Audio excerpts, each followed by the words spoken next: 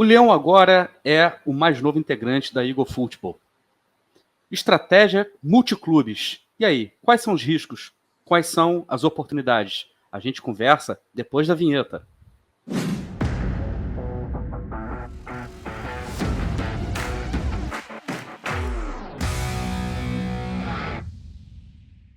Fala, galera da Rádio Botafogo, estou aqui para dar um recado para vocês. O OneFootball, conhece? Claro que você conhece, é o maior aplicativo de futebol do mundo e, claro, ele é parceiro da Rádio Botafogo e você vai baixar, tá aqui ó, na descrição, você vai baixar esse aplicativo e vai marcar lá o Botafogo.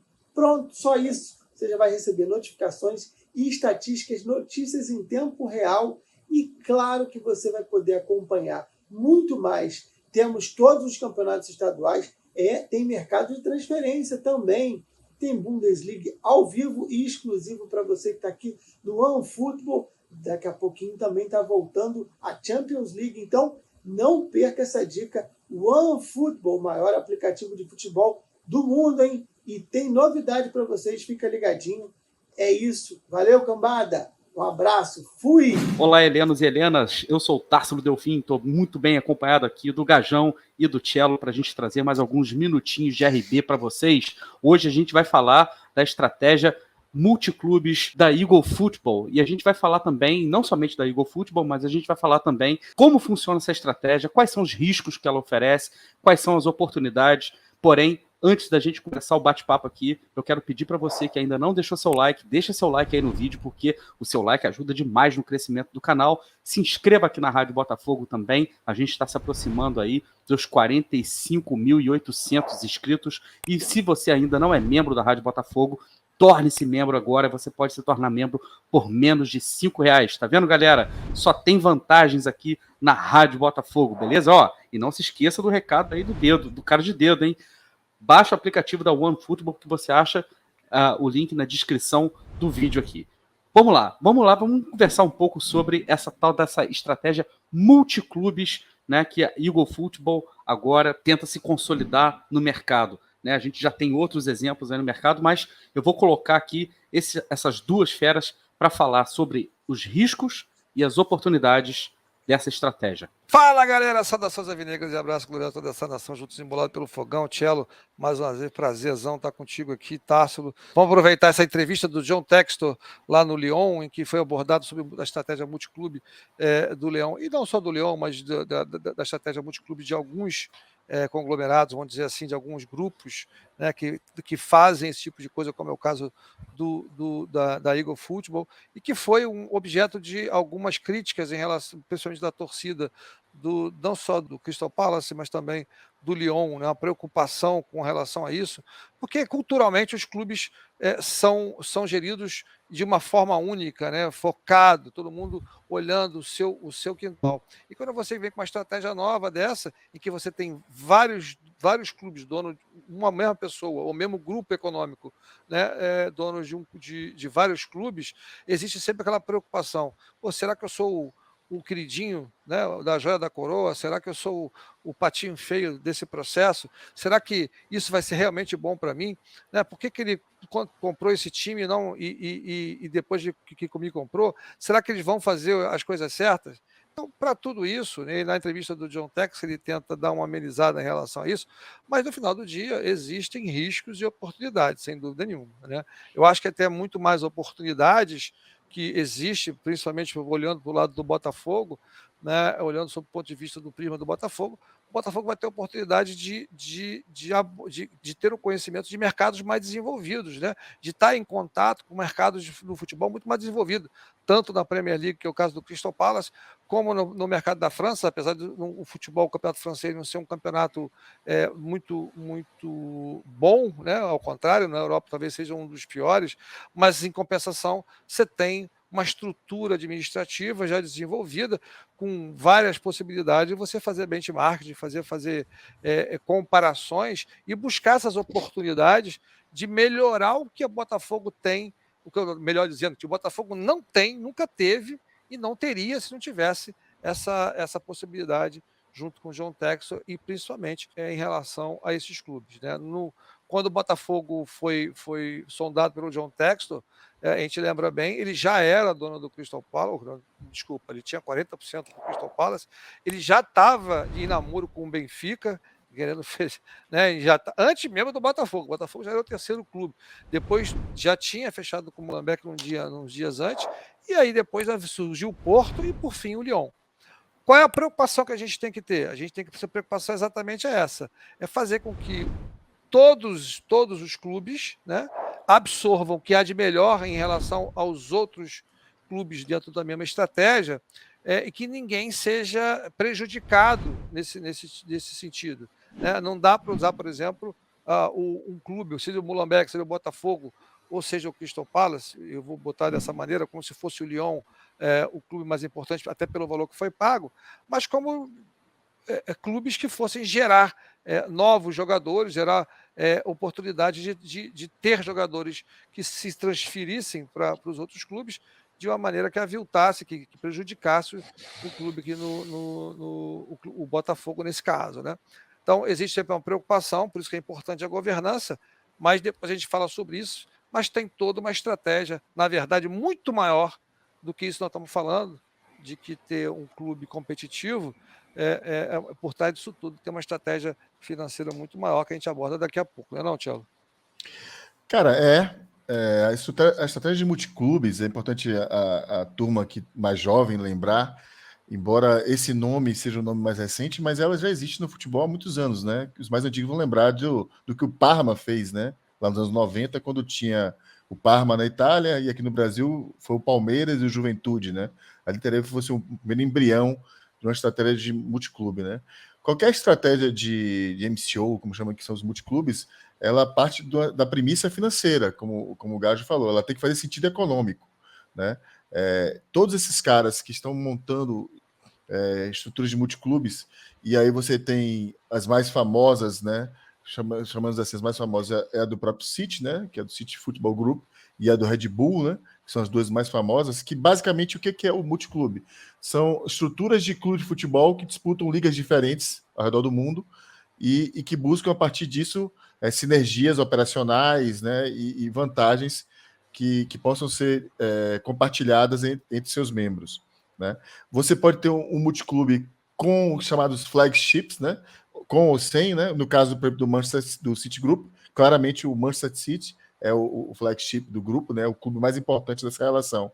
No da Eagles, pelo menos até agora, o Texton não deixou claro essa estratégia. Eu acho até que ele tem fugido desse discurso do que eu vi, inclusive da entrevista recente dele, de chamar de multiclubes, porque ele quer exatamente evitar, me parece que ele quer evitar esse debate com o torcedor e com a imprensa de quem é o clube que lidera esse processo de ser o clube mais importante dessa relação esportiva, né? Então, mais uma vez, a estratégia de multiclubes, ela busca... o Grafietti tem um texto muito legal sobre isso que ele escreveu um tempo atrás, que ele diz o seguinte: se você não é um dos principais, dos 15, 20 principais times do mundo que sozinhos se resolvem, é importante você não atuar isoladamente. Por quê? Porque você vai buscar as chamadas vantagens operacionais. É mais fácil, você reduz o custo de formação de atleta, de negociação de atleta, a eficiência operacional do seu scout se eleva para patamares superiores. Vamos lembrar aqui no caso do Botafogo. E em um mês, né, talvez os palpites do scout do Crystal Palace nos ajudaram muito mais do que 10, 15 anos de experiência que se tinha no clube nesse aspecto. Então, mais uma vez, o multiclubes ele tem que fazer sentido econômico, então a gente não pode ter essa inocência de achar que são pessoas que simplesmente amam o futebol. Embora você tenha aí os chamados donos de clube, aqueles caras que vão gastar dinheiro de qualquer jeito, ainda tem pelo mundo lá.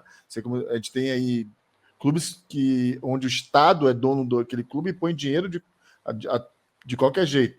E existe gente que quer ganhar dinheiro com futebol. Esse cara vai fazer da estratégia de multiclube um caminho para rentabilizar seu capital. É essa conta que o torcedor tem que entender. E é esse jogo que a gente está passando a participar a partir de agora. Então, os clubes que estão montando estruturas de relacionamento de 3, 4, 5 times, eles estão buscando, o seu acionista prioritário está buscando maneiras de rentabilizar seu capital. E por que o Brasil entra nesse jogo, cara? Que é aí que eu acho que é importante a galera entender. Há algum tempo, o Brasil é o maior exportador de jogadores do mundo, os maiores exportadores de jogadores do mundo, de formação de jogadores do mundo. Faz todo sentido para uma estratégia de multiclubes você ter clubes no Brasil.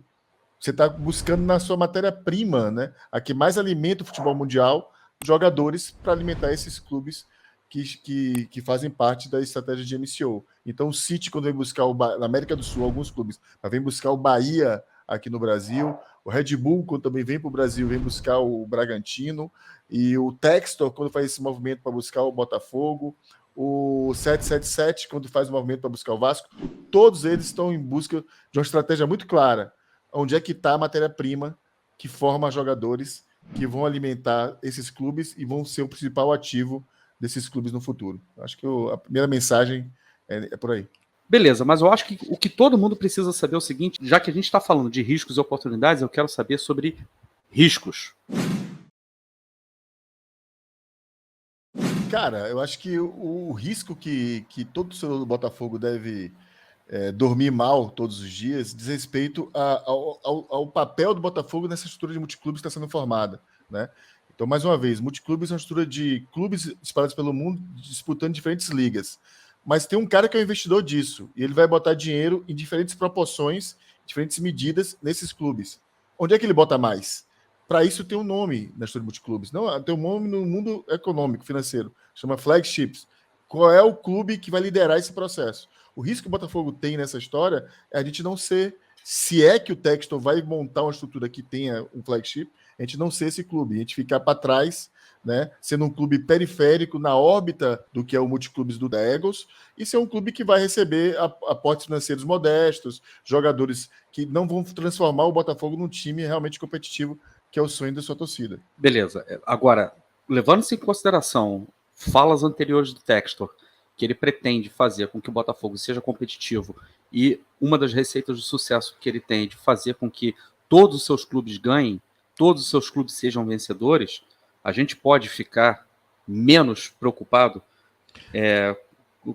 com esse fato, ou o risco sempre existe, porque o cara vai falar aquilo que melhor soa aos ouvidos do torcedor. Claro, velho. Ele tá falando o que a gente quer ouvir, cara. Sinceramente, ele tá falando o que a gente quer ouvir. Observe, cara, a Bélgica, por exemplo. A Bélgica é um mercado secundário na Europa, tipicamente de formação de atletas para as ligas mais fortes. Claramente, entendeu? O Brasil, mercado formador, o maior exportador de atletas de futebol do mundo, o Brasil. Então, assim, toda a estrutura geográfica da Eagles é de um grande negócio, cara, que vai formar atletas para, claro, o Botafogo no meio disso, cara, pode ser um time muito vencedor. Não estou dizendo que não vai ser, não, viu, Tasso? Eu confio nisso. Que nós seremos um time, podemos ser um time muito vencedor. Até porque eu acho que o Textor, cara, ele tem uma relação afetiva com o Botafogo mesmo. Ele tomou gosto pelo Botafogo. Não, no que vai dar isso a gente não sabe. Mas assim, que isso faz parte de uma estrutura muito clara, cara, de gestão de ativos que ele quer valorizar para fazer disso um grande negócio, cara. Não tenha dúvida disso. Por mais que ele tenha dito que todos os times ganhem, é bonito de se ouvir, mas... E nessa linha aí dos riscos e oportunidades, que eu acho que o Cello apontou muito bem com relação a esse tema do risco, a preocupação de todo mundo, né? Algumas coisas, se a gente pudesse escolher um grupo que tivesse um equilíbrio maior entre os clubes que pertencem a esse conglomerado, eu acho que o Botafogo está numa situação até confortável, vamos dizer assim, em relação a isso. Por quê? Porque a gente tem o Crystal Palace e o Crystal Palace que ele não é controlador, ele tem 40%, ele tem influência no Crystal Palace, mas ele não é controlador, então ele não pode simplesmente querer tomar decisões sozinho lá. Então, para tomar uma decisão lá, ele precisa dividir com outras pessoas que aceitem isso. Se ele vai para o Molenbeek, como foi falado, esse é um clube verdadeiramente que a ideia é utilizá-lo, seja para levar jogadores dos outros clubes que estão pouco aproveitados para ir para lá, minha percepção, como para também captar novos jogadores principalmente do continente africano, que a Bélgica tem uma migração muito grande, né? Uma tradição.